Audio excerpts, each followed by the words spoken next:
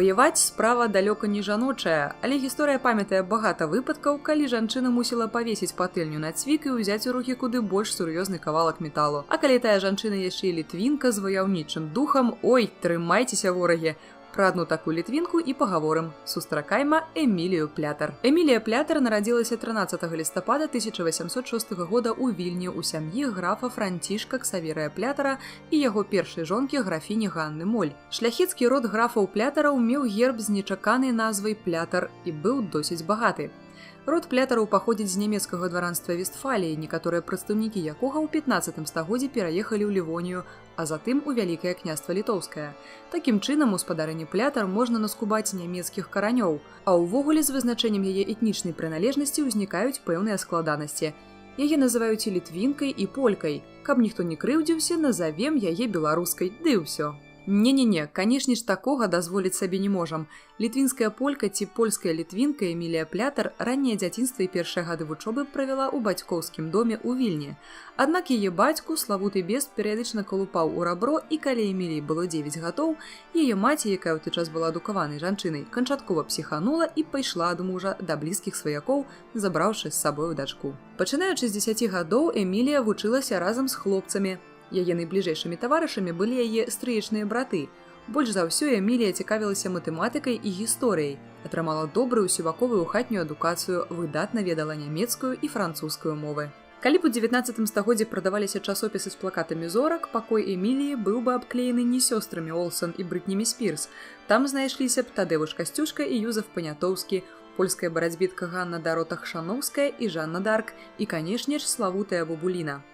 Усімі гэтымі постацямі дзяўчына вельмі захаплялася, як захаплялася і заняткамі конным спортам і стральбой, што не надта звычайна было для тагачаснай дзяўчыны-арыстакраткі. Зараз вы будзеце трошкі расчараваныя, але жыццё ў прынцыпе штука несправядлівая. Справа вось якая. Ёсць меркаванне, што вядомая выява Эміліі Плятар у маладосці, дзе яна намалявана стройнай дзяўчынай з нявіннымі вачыма і румяным дзіцячым тварам, не мае амаль нічога агульнага з яе рэальнай знешнасцю.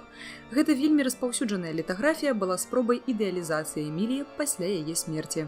У сваіх мемуарах Ігнат Дамейка, які быў паплечнікам Плятар падчас антырасійскага паўстання, так апісваў яе знешнасць. Непрыгожая, бледная, але з круглым, прыемным, сімпатычным тварам і блакітнымі вачыма, стройная, але без моцнага целаскладу. Была сур'ёзная, прамая, негаманлівая і мела строгі погляд, які адпавядаў яе меркаванням і прыстойнасці. Перажылі гэта? То паехалі далей. Жывучы на віцебшчыне ў сваякоў, Плятар збірала і апрацоўвала беларускія народныя песні, віртуозна валодала жанрам галашэнняў, выконвала на фартэпіяна народныя мелодыі, захаплялася беларускай харэаграфіяй і сама танцавала народныя танцы. Удзельнік паўстання Кастуся Каліноўскага Максімілян Маркс так пісаў пра Эмілію Плятар. Яна, бадай не памылюся, першая з запалам уласцівым чуламу і шляхетнаму сэрцу аддалася душой беларускаму люду, добра бачыла яго бяду і спачувала яму, намагаючыся, як толькі было можна аблегчыць долю. Яна збірала і спявала беларускія народныя песні, штодня плаціла тым, хто ёй напяваў іх. На фартэпіяна яна ўмела вельмі выразна перадаць і зухаватасць, і тугу народных матываў, і нават тэмбр сапрана-жалейкі і баса-дудкі. Замуж Эмілія Плятар не спяшалася. Напрыклад, камендант Дэнабургскай крэпасці генерал Міхаіл Каблукоў, які часта наведваў сядзібу, намагаўся ажаніцца, але атрымаў адмову. Рускім духам ёй ад Каблукова пахла, а для дзяўчыны-патрыёткі той пах невыносны быў. Апроч таго, яна нібыта была закаханая ў іншага мужчыну, маладога капітана Даля Івінга. Пра гэтае адзінае каханне Эміліі не захавалася амаль ніякіх звестак. У выніку з замужжам у дзяўчыны так і не склалася. Абсалютна не да таго стала ў лістападзе 1830 года, калі на тэрыторыі Вялікага княства Літоўскага выбухнула магутнае антырасійскае паўстанне. Будучы ўсёй душой з беларускім народам і яго культурай, 24-гадовая Эмілія не магла застацца ў баку барацьбы за яго волю.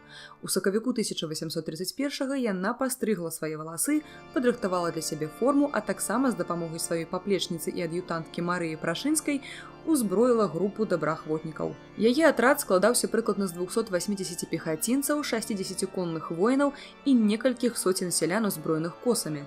Сярод паўстанцаў было нямала беларускіх дзяўчат. Пад камандаваннем юнай, але адважнай і мужнай беларускі Эміліі Плятар паўстанскі атрад рашуча здабываў перамогу за перамогай. Так 30 сакавіка паўстанцы разбілі расійскі аддзел каля паштовай станцыі Даўгелі. 2 красавіка адбыўся бой з ахоўнай часткай генерала Шырмана, потым бой пад Уцянай і 4 красавіка захоп мястэчка Езяросы. За смеласць і рашучасць у баявых дзеяннях камандаванне паўстанцкімі сіламі прызначыла Плятар ганаровым камандзірам роты ў пяхотным палку і прысвоіла ёй званне капітана. У ліку іншых паўстанцкіх груповак атрад браў удзел у бойках супраць рускіх войск пад Радзівілішкамі, Вільняй, Шаўлямі і ў іншых месцах. Але сілы паўстанцаў і войска расійскай імперыі былі няроўныя. Імперыя кінула супраць паўстанцаў сотні тысяч салдатаў. Народны выбух крывава душылі. Пасля адыходу корпусу, у якім змагалася Эмілія Плятар у Прусію, яе атрад спрабаваў дабрацца да Варшавы. 23 снежня 1831 года ад цяжкіх раненняў, атрыманых у баях, Эмілія Плятар памерла. Вобраз 25гадовай мужнай і адважнай змагаркі, што аддала жыццё за волю свайго народа, натхніў не аднаго еўрапейскага паэта, мастака і пісьменніка. У Францыі Эмілія Плятар атрымала славу беларускай Жанны д'Арк.